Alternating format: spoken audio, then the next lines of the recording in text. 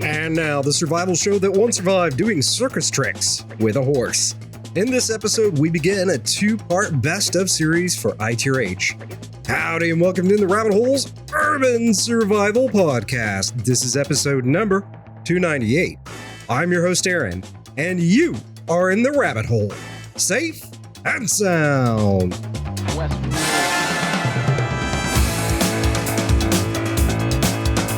A few quick notes. First, there won't be regular video for the next two episodes.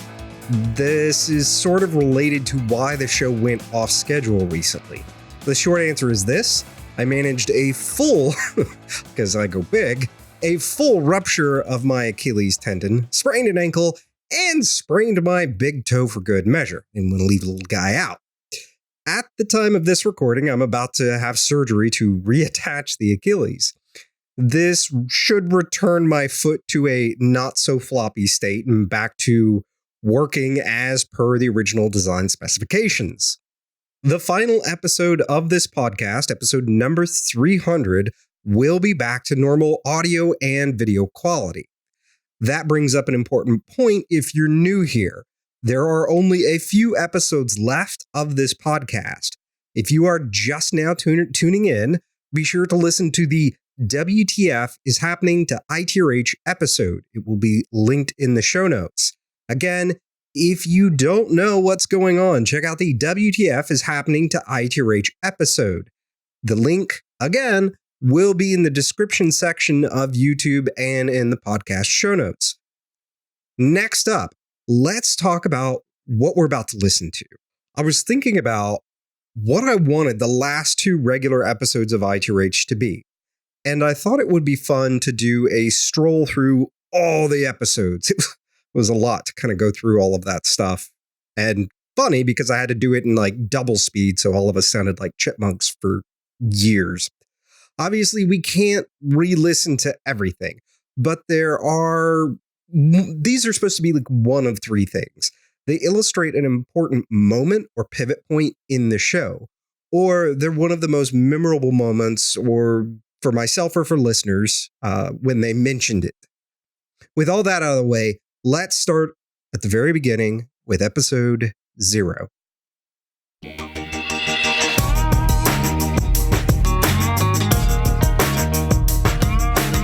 Howdy, and welcome to episode 0 of In the Rabbit Hole's Urban Survival Podcast. We'd like to take this episode to tell you who we are and a little bit about the show. I'm Aaron Frankel. And Jonathan. All of the topics will cover surviving in an urban environment, whether day to day or in extreme circumstances. You are in the rabbit hole, safe and sound.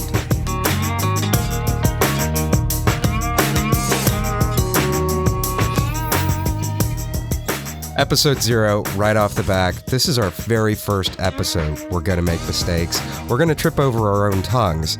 Hopefully you don't find it too bad and you laugh with us a little bit as we work out the kinks of the show. So, on with episode 0. Episode 0 is a purpose and introduction to what In the Rabbit Hole Urban Survival Podcast is going to all be about. Jonathan? So, Aaron and I started this journey a couple of years ago. Started taking a look at what it meant to be in the prepper community, and one of the things we found is we live in Houston, Texas. An urban environment. We actually live in downtown Houston. We couldn't find any information on what it meant to prepare in an urban environment. Everybody's immediate response was, get out, move to the country. Well, that's not going to work. We work here, we live here, we like being here. Yeah, and in many ways, there's a lot of conveniences that I grew up with and that you grew up with just living in the city. It's not about shopping. It's, there's entertainment. I like the fact that my girlfriend and I can say, hey, you know what? I want to go to the museum. And in 5 minutes, we can be at a world-renowned museum. So all that being said, we decided that the community needed representatives to talk about urban survival and preparation. And we're going to cover some topics throughout the next however long we can do this podcast, hopefully for a long time, around topics that are urban related, urban survival related. Sometimes you'll hear a slight political twist. We have our own bent on what we think there. So I hope you enjoy that. We really think the show will go well. We'd like a lot of listener contributions. So we'd really like our listeners to feel like they're part of the show. We expect the show to be weekly, and we'd really like feedback. If there's topics you'd like to hear, please send us feedback using the feedback form on the notification page. You can also, and please always feel free, we welcome comments in the comments box of the show notes that appear with each episode. And, maybe we could spend a few minutes just talking about, well, what exactly is urban survival? Well, within the community, there's been a lot of people that actually will tell you that it's an oxymoron. You can't be an urban survivalist. And urban in the sense that you're living in a large metropolitan city, or maybe not even necessarily large, but maybe even medium. So for an urban survivalist, there are a lot of nuances and intricacies that go into it, because you're not just prepping for the end of the world situations.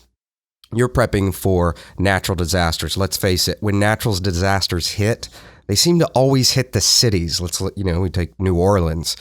We had Ike, we had Rita here in Houston. All over, there's LA, San Francisco, huge earthquakes. New York gets hit with snowstorms all the time, and Chicago in the Northeast area. But for an urban survivalist, things get bad just as they would in rural areas, but they get bad a lot faster because you're dealing with much larger populations. You're dealing with BS from cities and political institutions that maybe can't or don't get their act together as they're supposed to, when they're supposed to, doing what they said they were going to do. So urban survival is really just about that. It's living and breathing and being a survivalist and being concerned with your health and safety within an urban environment. And in that environment, we found there's a lot to think about. So you've got mudslides in LA, earthquakes. In Houston, we have hurricanes. In New York, you'll have snowstorms which lead to power failures, the inability to move and get out and do what you need to do. The question is, how do you deal with all those things? There's a lot of preparation that you live in a rural environment you don't need to think about. So yeah, it becomes more complex, but it also allows you to continue living the life you're living and be prepared. So things like evacuation plans, go bags that are okay for you and your family to get into a car and leave a city, things like that we're going to start covering throughout the shows, and just the little things, even down to product reviews of products we like and enjoy using on a day-to-day basis, or sometimes when we go camping even, that can be used in an urban survival situation. And even products that will cross the barrier between useful in a day-to-day environment and stuff that's also useful in wilderness, and really products that in a lot of times, in a lot of situations, can be useful in any situation. There was a solar pad that I just looked at, and in episode 1, we're going to do a review of, and I found that in many different situations, it was helpful and it was a useful product, but it was used fairly differently from situation to situation. I also want to touch on the community aspect a little bit. So one of the things you're going to find as we do this show, we're going to be bringing in guests as often as we possibly can, experts in different fields, from local police to a firearms retailer who deals in NFA, even stretching out to people who deal with training for all kinds of situations, and potentially military personnel who can tell you how different aspects of National Guard evacuations work. Yeah. So all of those topics, we want to bring in those experts and show you the importance of building a community. And this is really a community we didn't have 2 years ago. This is one that in the last 18 to 24 months, we've really spent time building this community for ourselves. Yeah, and we're going to tell you how we've done it. Yeah, we've spent a tremendous amount of time and energy, and in some cases money, going out, finding experts really wasn't there for us. So we went and we tried out the different training, and we, sometimes spent months looking for the right kind of training or the right person to train us. And sometimes it was pretty thankless, aggravating research. We're going to share all of our mistakes, yes, which we didn't just make a few. No. We managed to make more than our fair share of mistakes, and we'll share all of those with you as we go through these topics. And I think by hearing us talk about our mistakes, hopefully we can help all of you avoid the same mistakes. All right, well, I think that's going to wrap up episode 0. I think that gives you enough of an idea about what this podcast is going to be about. Howdy, and welcome to episode 1 of In the Rabbit Hole's Urban Survival Podcast. We're your hosts, Aaron and Jonathan. Now on with the show. You are in the rabbit hole, safe and sound. So welcome to this week's episode. We are going to focus this week's episode on a specific topic around knee-jerk reactions. And the reason we're doing this is very topical to the day. As we're recording this, we're about a week out from the Tucson shooting that occurred. And that was a horrible incident, but we're not going to focus on that incident today. We're actually going to focus on the reactions to it and what impacts they have on our daily lives. So as people have knee-jerk reactions, what does that do? And then we're going to tie that back into the general purpose of the show, which I'm sure you'll all appreciate, which is how to prepare for disasters and emergencies. So let's start out by just talking a little bit about how we've seen reactions occur. So as you have a knee-jerk reaction, first thing we saw is blame was placed on all kinds of people that weren't responsible. We're big on individual responsibility here and not group responsibility. So it is not the responsibility of somebody else to worry about what an insane person might think or do. It's that person's responsibility to not act in those ways. But on that note, what we saw out of that was a lot of blame being placed, a lot of fingers being pointed, and a lot of laws being proposed that are going to have impacts potentially on our day-to-day lives because of a knee-jerk reaction.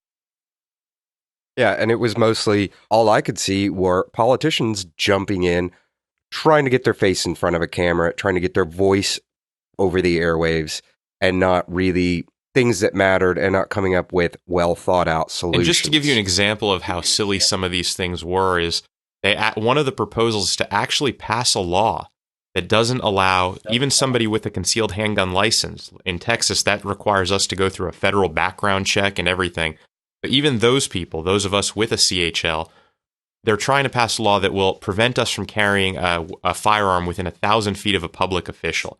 Now, I don't know what made public officials special, and I also don't know why they think that somebody who's bent on committing a homicide will be willing to follow a 1,000-foot rule for their handgun. I'm insane, but you know what? There's a law. Even beyond that, I'm willing to commit murder, but you know what? That misdemeanor offense, I'm going to really worry about that one.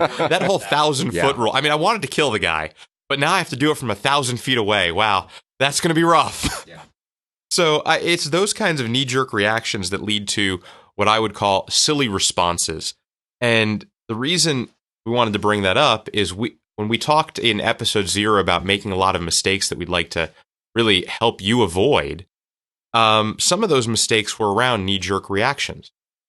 Yeah. I think knee-jerk reactions were large part the culprit behind most of the mistakes, if not all the mistakes we made in the beginning. It was, oh, well, now we're getting into prep, and we would freak out about this scenario or freak out about that scenario. And it was, oh my God, I don't have widget X to get me through Apocalypse Y. And if the zombies come, oh, well, I'm completely unprepared without that. As we sit in this office, I'm just going to bring up a really silly one, and I'm going to point my finger at Aaron. Not to say that I wasn't responsible for the identical issue, but I'm looking over at his bug out bag. And this is the original one that I'm looking at. It's terrible. Insane. It's the big Maxpedition bag, and it is loaded with every possible contingency to the point where, yeah, it's a great bug out bag if he can throw it in the back of his Tahoe and drive away.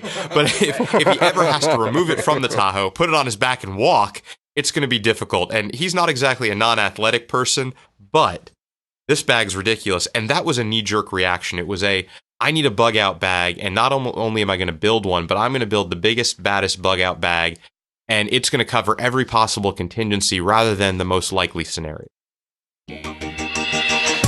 Howdy, this is episode 5 of In the Rabbit Hole's Urban Survival Podcast. We're your hosts, Aaron and Jonathan. You are in the rabbit hole, safe and sound. We're going to start off with a concept that Jonathan and I have spent the last few weeks working on. What that is a return to the Renaissance man. What does that really mean? It means a focus on community, education, health, individual responsibility. This may seem like a strange topic for a survivalist show. One of the things that Jonathan and I have really been working with is that the idea that survival is not really just about waking up alive tomorrow. It's about having a life that is worth living. The way to do that is through improving the life that you have, keeping the life that you have. That's really what survival is all about. If you hide away in a bunker, that's not a life worth living. If you don't improve yourself and all you ever do is concern yourself with the next big disaster to happen or whatever conspiracy theory du jour is going on, well, then you're not expanding yourself as a person. You're not growing. And we've really decided to focus this renaissance, this idea of becoming a better person through prep and survival on 3 distinct areas. And we're going to start first with community. The whole idea here is community is not just the people who are around you. It's a bigger concept than that. Community is a well-organized group of people who contribute to a common good. And the idea here, again, is we are not lone wolves. There's no such thing. Even a lone wolf doesn't want to be a lone wolf. That's why we're so focused on this urban environment concept, which is, for us, huge. We're very social people. We like to go out and have a good time with other people. We don't want to live 50 miles from the city or 100 miles from the city or more. For us, it's important to live near the people we want to associate with on a regular basis. There's a second part of this, which is education. So how do you become a important, integral part of your community? Well, it's through education, being a better person, being a better you, growing, learning new skills, adapting, and controlling that environment that you live in. Health. When we say health, we don't just mean your body. We mean your physical health, your financial health, and your mental health. All of these things are really closely linked together. If you don't have physical health, that takes a big toll on your mental health. And if you don't have mental health, that takes a big toll on your physical health. If you don't have financial health, well, your mental and physical health will suffer. And now, 2 guys that survived a weekend at Bernie's, Aaron and Jonathan. Howdy, and welcome to episode 15 of In the Rabbit Holes Urban Survival Podcast. We're your hosts, Aaron. And Jason, the Redneck Resource. While Jonathan's out of town, we jail bunnies and could probably do with a heavy dose of Ritalin. Jason, what did we do this past weekend? We built bunny cages. Yeah, it was quite an experience. For those of you that missed the announcement on Thursday, we're starting a self-sufficiency section of the website, and with that, kicking off a very long marathon of a self-sufficiency project. That's kind of hard to say over and over. Self-sufficiency says it. So, to kick things off, we have been building bunny cages for, 2 weekends in a row now. Yes. The first weekend, it'll take 4 hours. Yeah. I think most men, we tend to underestimate how long something is going to take. So we thought, it'll take 4 hours. And 8.5 hours later, we had 4 bunny cages. So that was the first part. And we thought we were very clever. And we hung the cages and everything. And we installed a water system, which was really pretty cool. Gravity fed. No electricity. Yes. No electricity. The only downside is we'll have to drag water to it. Yeah. So this all started with the question of, you get to a certain point in your preps. You can only store so much foods long term. At some point, if you're willing to take it far enough, you have to wonder, how far can you really take it? How much work does it take to take it that far? How long will it take? So this is, like I said earlier, an experiment in seeing how far you can actually remove yourself from the grid while remaining in an urban environment and as part of a normal functioning part of society. For the listeners, I do want to interject. Aaron's a very humble gentleman, but he's quite the intellectual. he has designed these bunny rabbits.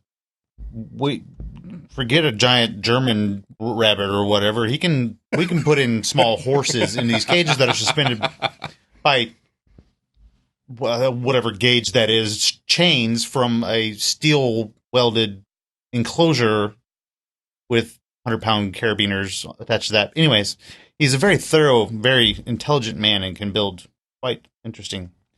Well, as you and my father were joking around the other day, my father looked at these cages and you looked at him and said, well, do you feel like you got Aaron's educational dollar value? And my father patted his wallet and said, yeah, all 300 hours that boy spent in college, which you didn't actually know that I had. No. Well, see, when I started college, I went to my parents and said, well, what do I do? I mean, my whole life, everything was go here, do this. What do you want to do, Aaron? Well, I want to ride horses. And, all right, well, they sign me up for and find instructors. And I was taught to ride. So it was just, I would tell them what I wanted to do, and then they would make everything happen. I never really had to do much for myself. And I realize now how much of a spoiled brat I sound like. But that being said, it was kind of the same thing when I went to college. I went, and I mean, at that point, presumably I'm an adult, but I was like, well, I don't know what to do. My dad said, well, what do you want to be when you grow up? And I said, well, I don't want to grow up. And he said, well, barring that part. I said, well, I want to be an architect. He said, okay, well, go to school and be an architect. So I was studying. And so there was never really, and so I just kind of went to college and I would open up the course catalog and I would pick out the stuff that I was supposed to take, but I would also take all this other stuff, and it was just interesting. Right. This sounds like a fun class. Yeah. And so, which you didn't know, I wound up with a minor in every single studio art that University of Houston offered. So I think I have a minor in sculpture, jewelry making, pottery, life drawing. Nobody ever stopped me. Nobody ever said, what are you doing? You're just out of control. They just kept, and my dad would just say, what are you taking this semester? And I would tell him, and I'd tell him about all these art classes. Well, that's great, son. How's that going to help you later on in life? I don't know. All right. Well, I'm sure it'll come in handy. And that was one of the really interesting things that I grew up with was I came from a background, at least on my father's side, they were all craftsmen. Mm. They were all watchmakers and diamond cutters. And so it was the idea that a skill is somebody can't take a skill away from you. Right. 100%. Yeah. Or an education. And so he always looked at me going to college as just, as far as me going bananas and just taking whatever class I thought was interesting. He was like, well, I'm sure at some point in your life, it will come into play. It will become useful. And he's right. And it did. And now we have these ridiculous bunny cages.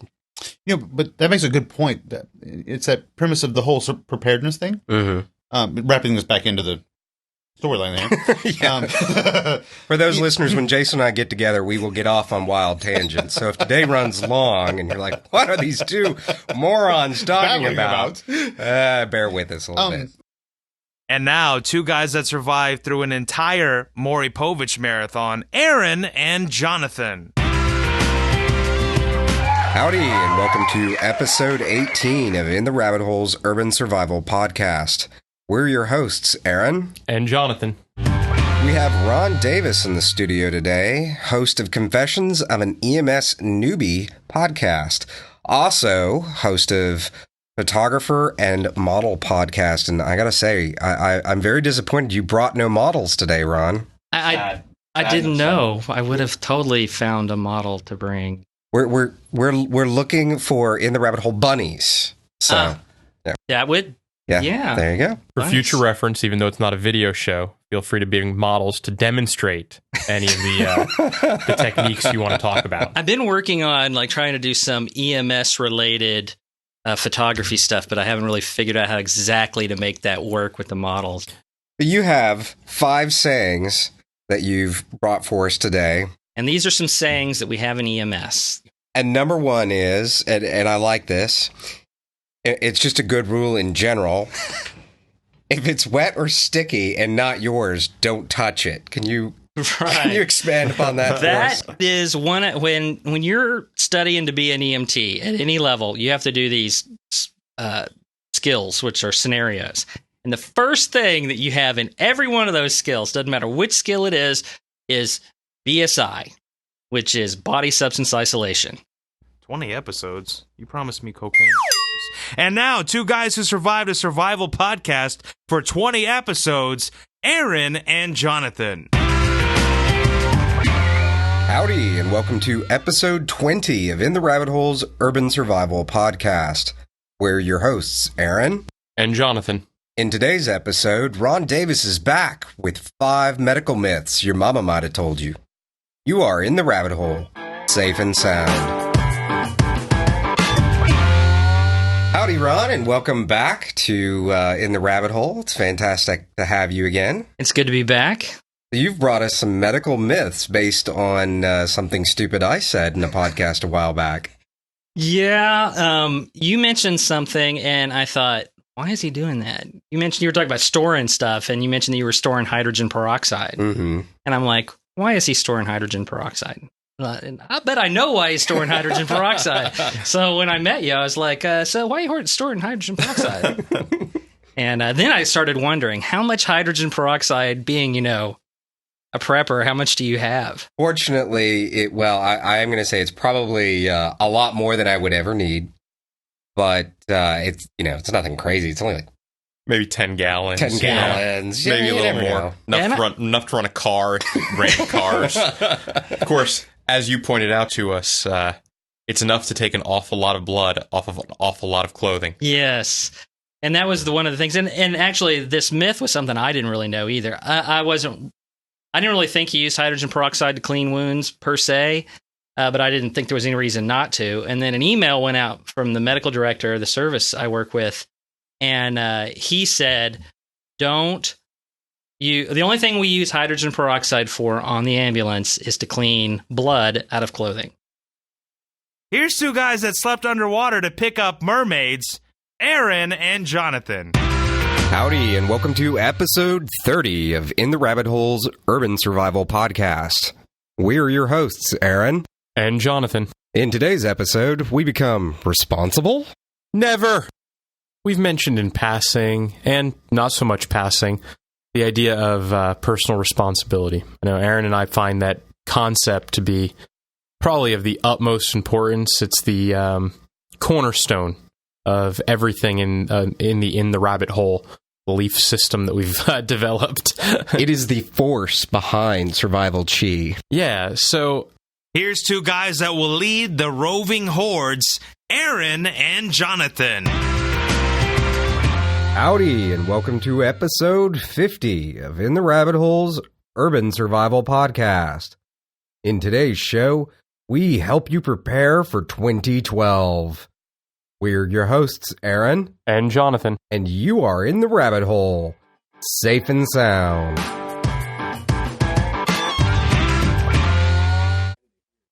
I don't know. I'm just opening up because we're fucking doing them all at once. See? Too much pressure. Here's two guys that once dropped in... Stop it! Stop it! I gotta stop because I gotta read it. Oh. Fine, read it. I'll just cut it up later. Here's two guys that survived a break. Here's two guys that survived... Fuck me. Horrible. I didn't like doing it all at once. It's weird.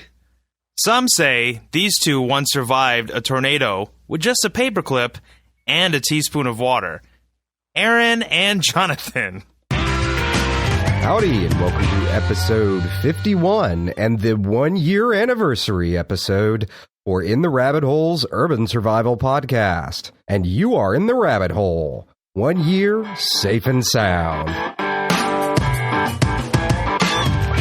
All right, so we are joined today by Mike, the moderator of the forum, Jason McConnell, the Redneck Resource, and it is the 1-year anniversary show. If you didn't notice from the intro of poor Gerald flipping out, you got to hear what the intro recording sessions typically sound like. We like to torture Gerald as often as possible. He's a little neurotic, so it's not hard to do.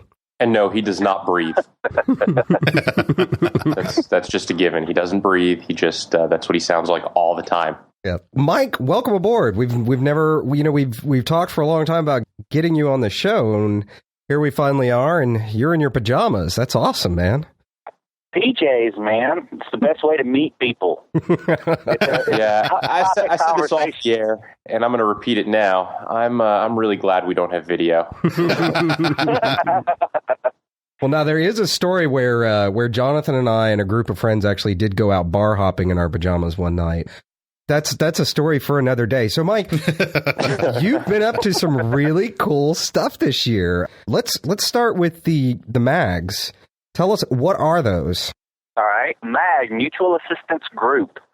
And so even though I've lived where I live now for a while, I still don't know a lot of people and don't have that in-depth getting to know them. So keep hearing talking about the lone wolf just isn't going to work. And I believe in that. So started going out to the boards and finding some folks. And I actually found a guy who lives about 4 blocks from me. And we got in contact and went out to dinner one night and found out neither of us owned any tinfoil hats. We're both very down to earth, and we had a plan it was like a date. It was like a first date. Exactly what it was. This is starting to go in a weird direction. Yeah. Yeah, this is still going in the wrong direction. Is this the right call then? No. That's the show we record after this. This is the survival one. Now, who are you guys again? Yep. As far as we've been doing the urban farm for about the last year, and we've learned some very hard lessons, starting with it's a really good thing rabbits do it like rabbits, because they are the worst parents of the entire animal. They're right up there with snakes. It's just kind of like, all right, I'm going to put these eggs in the ground, then I'm going to leave. I'm done. Oh, come on. You guys could totally make lunch for, one. Yeah. For one, yeah. And I say that, and in a year, we have $3, or $3. That would not go well. Yeah, we have 3 does and a buck.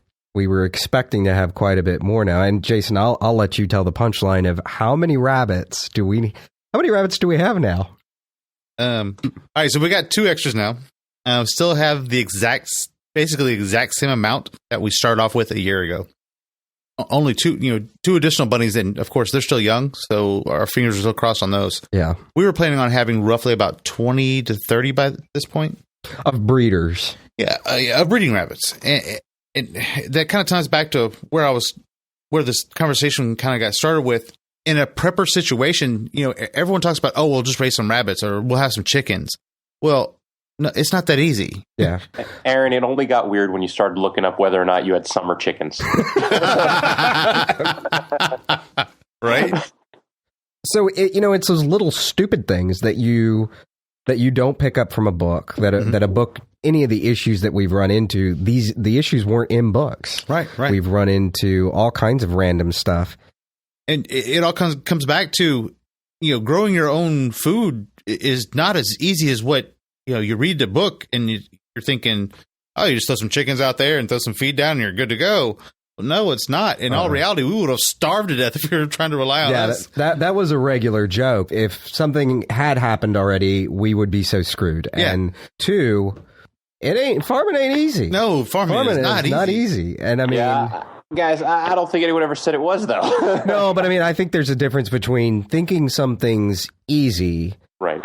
And now, 2 guys who survived a Mad Max marathon, Aaron and Jonathan. Howdy, and welcome to episode 71 of In the Rabbit Holes Urban Survival Podcast. We are your hosts, Aaron and Jonathan. In today's episode, Aaron and I polish up our tinfoil hats and recruit for our roving horde. You are in the rabbit hole, safe and sound. And now 2 guys who survived a zombie attack, Aaron and Jonathan. Howdy, and welcome to episode 90 of In the Rabbit Holes Urban Survival Podcast. In this episode, we wrap up the Surviving X series with part 3, Surviving the Zombie Apocalypse. We're your hosts, Aaron and Jason. and you are in the rabbit hole, safe and sound. Okay, and today wraps up part 3 of Surviving X. So I guess first we have to start off with actually explaining what zombies are, which I didn't realize when we were just at dinner. Yeah. That you don't know what zombies are. You know, I'm a real survivalist. I don't have time to read all this sci-fi bullshit. A real survivalist. Every time y'all talk about it, I'm like, whatever. It's like, crackheads? Those are zombies. Well, yeah, I mean, in essence, that's what it is. I mean, zombies are bath salts, whatever. Bath salt zombies. So yeah, there's a bath salt zombie epidemic that is what we're surviving today. Right? Dude, 12 gauge stops them just as good as anything else, sir. You and I are going to define what is a freaking zombie so that we can have some context of what we're talking about, some parameters at least. Fair enough. So that we're not... structure here. Yeah, we're going to have the rules of the game, all right? We're going to have some structure to this shenanigan BS. Suspension of disbelief, man. Us real survivalists, we're all busy with farm stuff and learning how to raise stuff and grow stuff and shoot stuff. Kiss my ass. I'm doing that too. And keeping my eye on the zombies because any day now, I'm a real survivalist.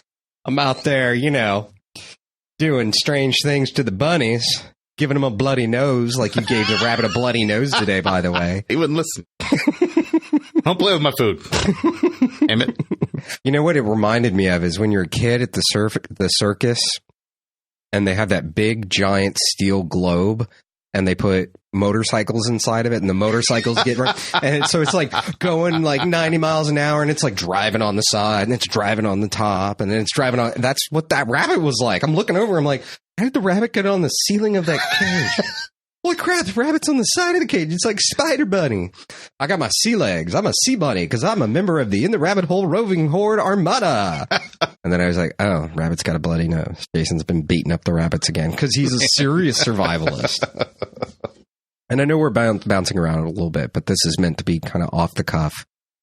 And now, 2 guys who survived head trauma with only minor brain damage. Howdy, and welcome to episode 95 of In the Rabbit Hole's Urban Survival Podcast.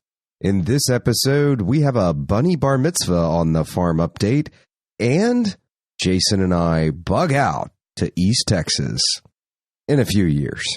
We're your hosts, Aaron and Jason. And you are in the rabbit hole, safe and sound.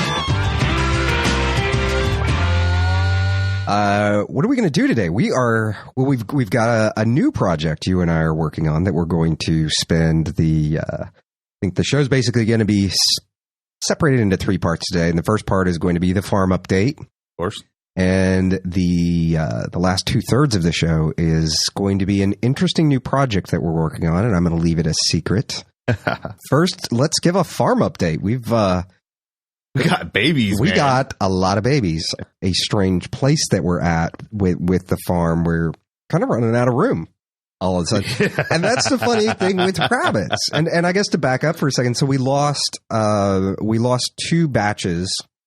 Big batches too. Yeah, they were our first real litters. You were really upset. I mean, I was irritated by it, but you were really visibly. I thought you were going to beat those rabbits or something. Pretty much, yeah. Tenderize them. I had a little conversation with them that, look, you keep doing this. I've already got mommy issues as it is. But anyway, I have no idea where we were going with all of that now. Today is kind of unscripted. Tangents. So, yeah, we are pretty bad about that. But I guess going back to now, we do have, I think the most exciting thing is, which we've now kind of come to the conclusion that, and we've talked about this before, that we now have these New Zealands and we're pretty much going to start phasing the entire farm over to New Zealand's. So we were given 2 does, and we talked about that in one of the previous shows, and we have Big White Mama and Big Black Mama, and we have a Black New Zealand. Beautiful. These are just gorgeous rabbits. Usually we just number the does, but these 2 were like, no, these are special. Big White Mama had 3 kits, and I was really kind of surprised. I was thinking she was going to give us a little more than that, but it's very exciting because it's like, all right, now we can really start going somewhere. And so we do also have a broken New Zealand, which is black and white, kind of looks like a Dalmatian, and we come to our favorite, Black Thunder. Black Thunder is now our young, strapping black New Zealand buck. And He's a stud. he has come of age, and I'm going to try to keep this as clean as possible. But I was joking with Jason before the show that Black Thunder had his bunny bar mitzvah the other day, as he was finally matured enough to really accomplish things, we'll say. Because the first time, and if you have kids and if you're worried about kids hearing this, this is the point in the show where they should step away for a little while. We had Big White Mama having kits was a sort of a surprise. Right. Because Black Thunder got on her and he did his rabbit thing, but there is a conclusion to every rabbit encounter. And it's very obvious that the boy bunny has completed his task.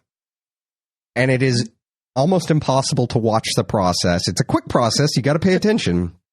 But it is almost impossible to watch the process without not just dying laughing. We've been watching. You're being so PC, man. I am trying so hard not to be vulgar. But that's why I'm really staying quiet during this, because I couldn't do it. But this is taking some thought. Some internal mental filtering going on here, quite a bit. So there is a conclusion that is rather dramatic. I have to say, in a lot of ways, I'm a little jealous over how dramatic that ending is, because I'm backing up, more mental filtering going on. If I could hit a ceiling man, that would be awesome. Well, now see, that was the most exciting part, because so the problem was his conclusion was not that dramatic. Boy bunnies have a little heart attack and kind of fall off. And so it's very obvious that they're finished. And he was just kind of hanging on, and not like he would just stop all of a sudden, but he wasn't having that like fall over twitching thing happening. Hold on. I have to give a visual to this. Okay. The reason why we call the New Zealand's Big Mama and, Big Black Mama and Big White Mama, these rabbits are huge. Okay. And Black Thunder, our little new stud boy, is not fully grown yet. No, he's about half their size. Yeah. So get the visual of this big giant bunny and then this little bunny trying to jump on top. Okay. Now you have that visual stuck in your head. Aaron, go for it. He just kind of looks like, first of all, he's having this hard time getting his arms around him. And he just looks like, he looks so confused, as I'm sure we all did at that kind of point in our development, as to what he's supposed to be doing. But he just kept having this confused look, and he would just stop and just kind of look at you, and you're like, well, did you finish? Did you not finish? I'm confused. What's going on here, Black Thunder? Do we need to? Do I need to take you over and put you in the cage next to Bobo, so you can get some lessons? Some visual aids here or something. And but the other day, this past Saturday, put them together again. Yeah. God, this is hard being PC with this. And that damn rabbit hit the top of the cage when he finished. Go, Black Thunder! And I know this is so juvenile that we find it this entertaining. Just wanted to give him a high five, man. You don't understand. I did. He finished, he fell over, and he looked at me like, oh my God, what was that? And I opened the cage back up, and I was like, oh, he's a good bunny. He's a good bunny. And pat him, and he just looked, so he was like, and he got ready. He was like, well, I'm doing that again. Howdy, and welcome to episode 104 of In the Rabbit Holes Urban Survival Podcast. In this episode, life on the farm, dolphins, and seaworthy chastity belts. We're your hosts, Aaron and Jason. And you are in the rabbit hole, safe and sound. All right, so and today's show is going to be a lot of very random stuff, as we've had. Always. It is. It's always a random survival show. So I guess to start with, I learned an interesting, literally right before we started the show today, I learned the value of making sure that your food stores are well sealed. And actually, this was You know, of all things, it was what was it? It was a Cliff Bar. Yeah. And I usually keep a few in case like I've forgotten to eat or eaten or anything like that. And I was like, oh, we're about to do a show. I don't have time to really eat, so I'm just going to grab a Cliff Bar. You're a horrible survivalist, man. I am. Prepper. Well, everything else is like packed up and sealed away, like stuff that really is storable. And these are just in the cabinet. And I've been having this weird problem with moths lately. There's like these. I opened up a Cliff Bar and was walking through the house. I was printing out some stuff for you to take a look at. And so I'm not looking at the Cliff Bar because what are you thinking? You're expecting the Cliff Bar to be perfectly fine and normal. It's in its little foil packet. And I bit into it and I was like, why is my Cliff Bar squirming in my mouth? Ooh. Yeah, so I got myself a mouthful of moth maggot poop, I think. But we also had a medical emergency the other night. Awesome. You would have to. Now, I want to set this up. It is Friday night. Here are my Friday night plans. I'm going to go home. I'm going to have myself a nice big glass of Johnny Walker Black. I'm going to get on the computer. I'm going to fart around for a little bit. And I'm going to go get in bed, watch a movie, and just not think, not do anything. And what happens? One of your lady friends tells me, Jason's having a heart attack. And I'm like, what? Jason's having a heart attack. Why does Jason think he's having a heart attack? So we go through that rigmarole. And finally, I'm sending you a text message, which is, take off your gun, put on comfortable clothes. I'm coming to get you, taking you to the hospital. Fair enough. And actually, it was one of the few times that you didn't argue with me about it, and I didn't have to convince you. You had, which I later found out, you'd been having this problem for 3 days. Some survival buddy you are. Gonna leave me all alone for the zombie apocalypse. I was popping aspirin. I didn't think anything of it, man. And tequila. Hey, got it in the blood, man. I don't know that that's a good idea. We should ask Ron that. Right? No doubt. I think it's I don't think we want to call Ron right now, but we should find that out. Is tequila a good idea when you think you're having a heart attack? I'm going to guess no. That's a bad idea. But luckily, or at least the part of town that the minor emergency room that I took you to is in a part of town where there's a lot of bar. It's basically on a strip where there's a lot of bars. Yeah, pretty much. So perfect place for emergency room. Well, I was going to say that they were not shocked, surprised, or otherwise confused by the fact that you smelled like tequila when I brought you in. He's having a heart attack. So turned out you were not having a heart attack, thankfully. Was not having a heart attack. I was low on potassium. I was dehydrated, and I was pumping syrup through my blood again. It's a great survival tool. Anyone ever needs a blood transfusion, I'm the universal donor, and I can give up to a pint, actually 2 pints, every 2 days. That's every 3 days, actually. Pretty freaking impressive. So I have a blood bank. Yes, a traveling blood bank with me. Yes, sir, you do. Yes. Hopefully that doesn't attract zombies. I know, right? I'm like the epitome of like the perfect vampire blood. I don't know. They might be like, this is kind of syrupy and sweet. I really didn't want cheesecake. I don't have diabetes.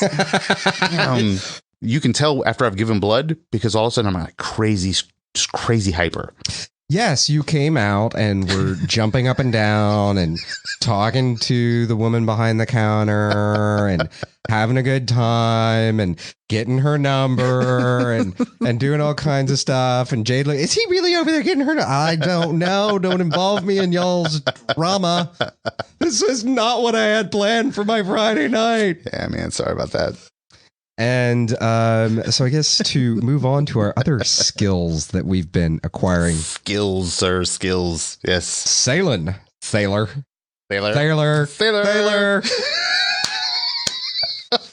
That was a lot funnier when we were drunk.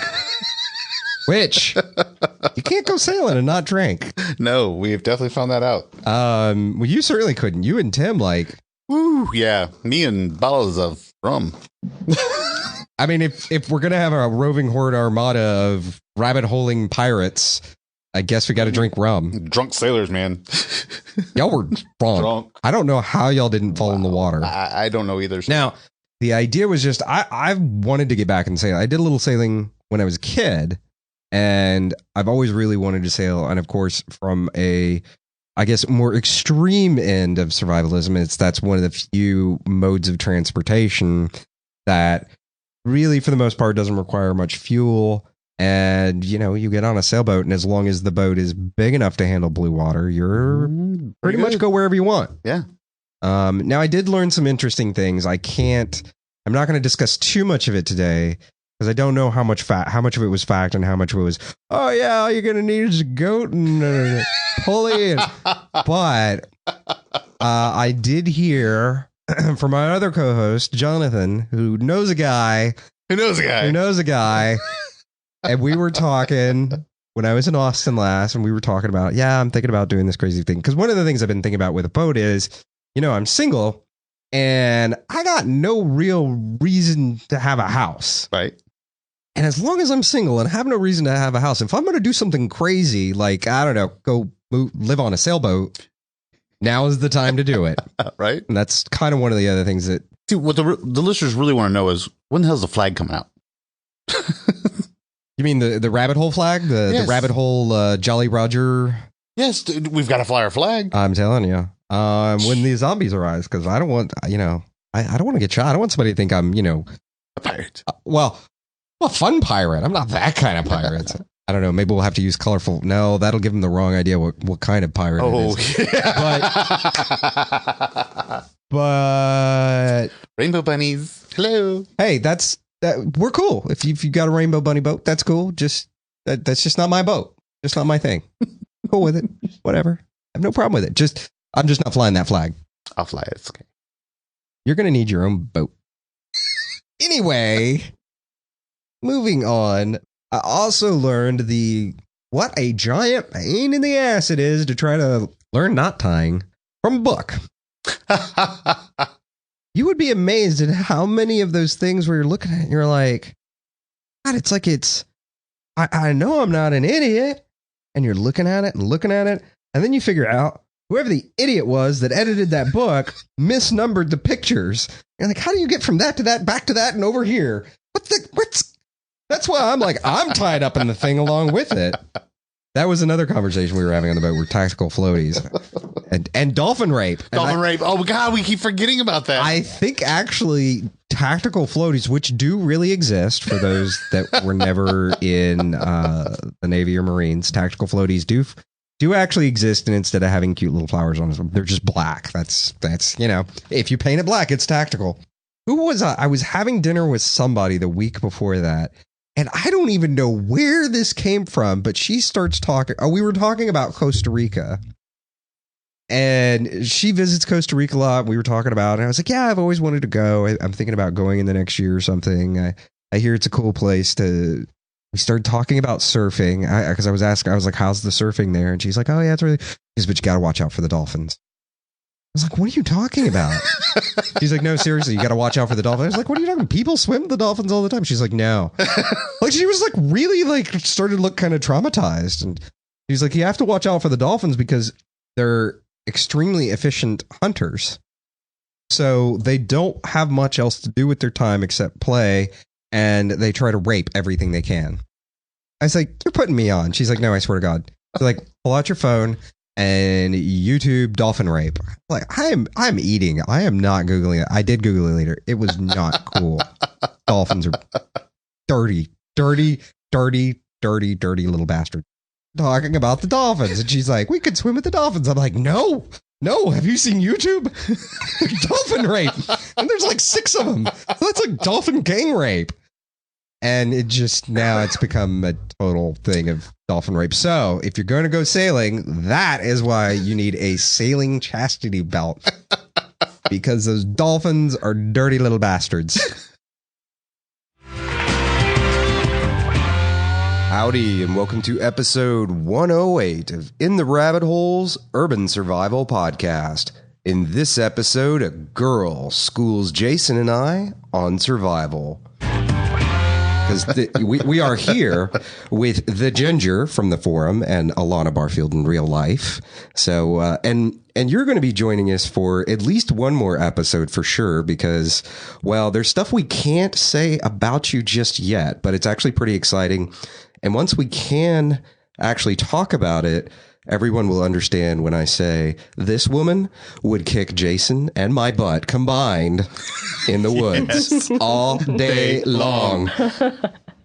For an extended period of time, as a matter of fact. Yes. With very little at her disposal. She's quite an impressive bushcrafter and an all-around very impressive lady. And I would say not the kind of person you would normally expect in survival, since you came from most recently left we'll say high-end luxury goods retail background, surrounded by overprimped mall people. That's putting it lightly. And so you very well straddle the world of, I would say, both survivalist and that's, I guess, kind of the embodiment of urban survival, I would think. Somebody that has that almost yuppie air, even though yuppie has such a nasty connotation. And even you are kind of rolling your eyes right now. But admittedly, I mean, you kind of that. But at the same time, you really are kind of a survival badass. So with that said, I mean, I've given this big lead up and now you're just like, I'm going to kill you. But so let's talk about it, because we've tried to do women in prep before. And honestly, I just didn't feel like it did the topic justice. And when I explained it to you had some issues with what that person said too. And I hear it a lot. And there was a recent thing on the forum about it, and I'll let you explain it, but as far as the how, what, and why of women in prep. So, but let's start from the beginning and tell me about your childhood. Well, it was definitely the atypical female only child, daughter sort of childhood. Overall, looking back, I'm really glad that I have the knowledge that I have now and the skills that I have now. It just took a while to appreciate it. Yeah. I didn't even know what a prepper was until even, the last several years. And I was like, I might be one of those. I'd never even heard that term. It was just what you do. And plus, living out in the country where, it takes an hour to get to the closest grocery store and things like that, like stockpiling was just a normal thing. Yeah. Getting back into it, I think one of the interesting things that came up recently was you got on the forum, and there was a thread going in the urban survival female section. And you had a really interesting take on as far as like not enough women being involved in the community or things like that. So tell me about that. And you had even mentioned like Navy Jim in there. Navy Jim had a really cool reply about his wife and stuff. So tell us about that for a second, as far as what is your take on why there aren't as many women necessarily in the community, or their role per se in the community, or the misconception of their role in the community? Yeah, I think a lot of it just stems from how women are raised in our society. I mean, there's so many levels of what women should do, how they should act, and men's role and how that plays into it. I think it just in general, women are kind of screwed from the get-go because they're raised to, be ladies, and you don't do certain things. These are man things. You don't do these because, this is too rough and tumble or whatever. And it's kind of ironic because a lot of times dads raise daughters to be, like delicate and princess. Exactly. So you can almost blame, I hate to use the word like blame men. It's like some kind of man hater or whatever, but you man hater.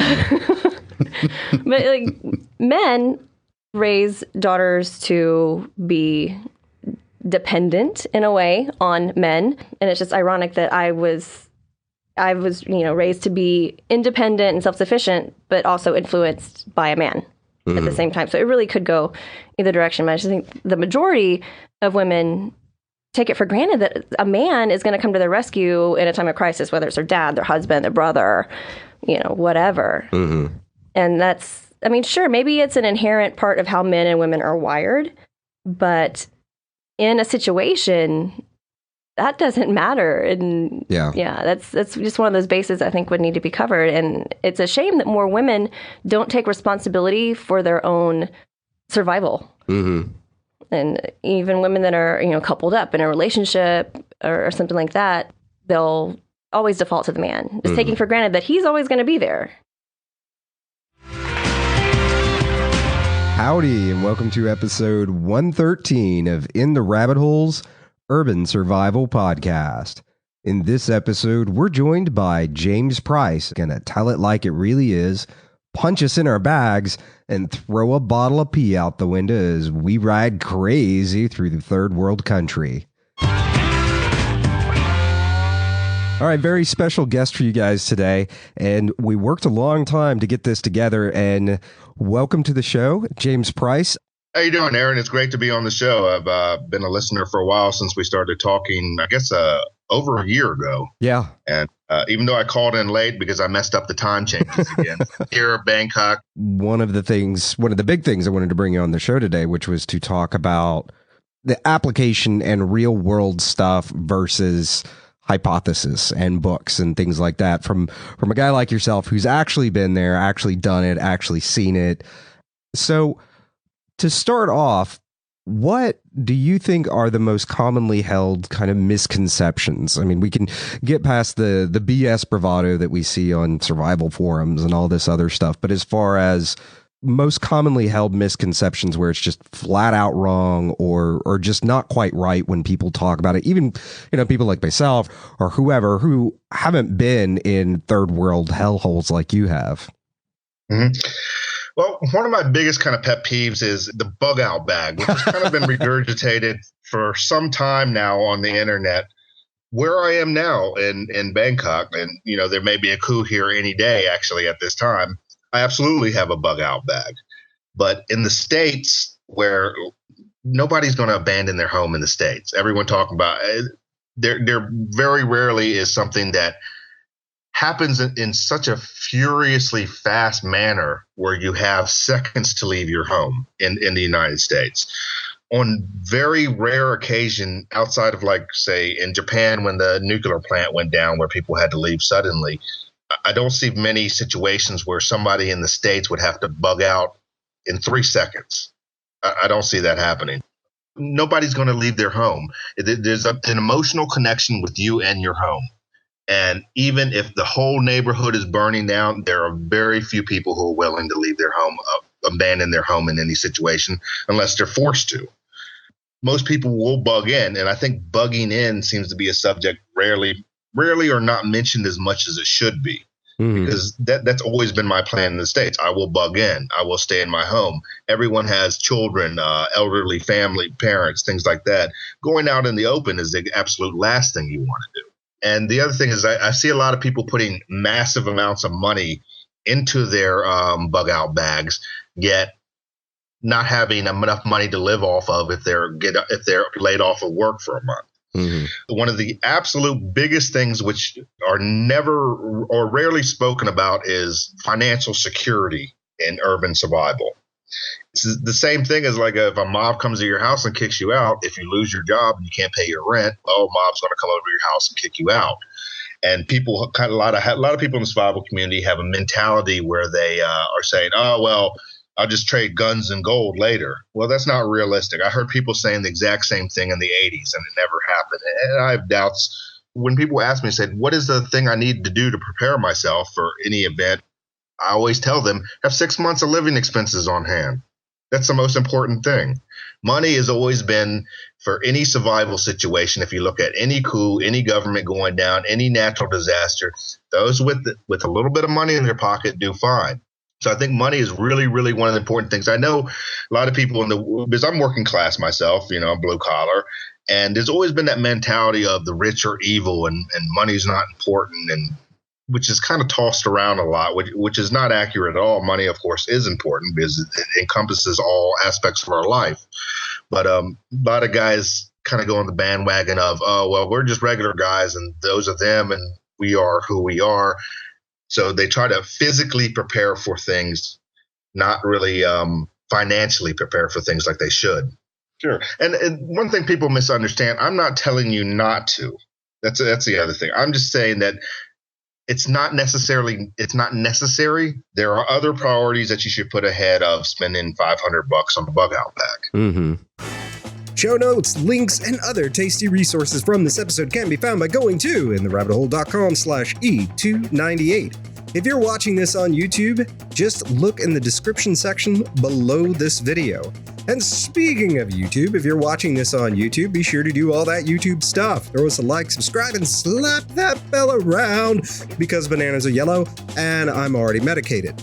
With that, we wrap up episode number 298 from the Lone Star State. Till next time, stay safe and sound.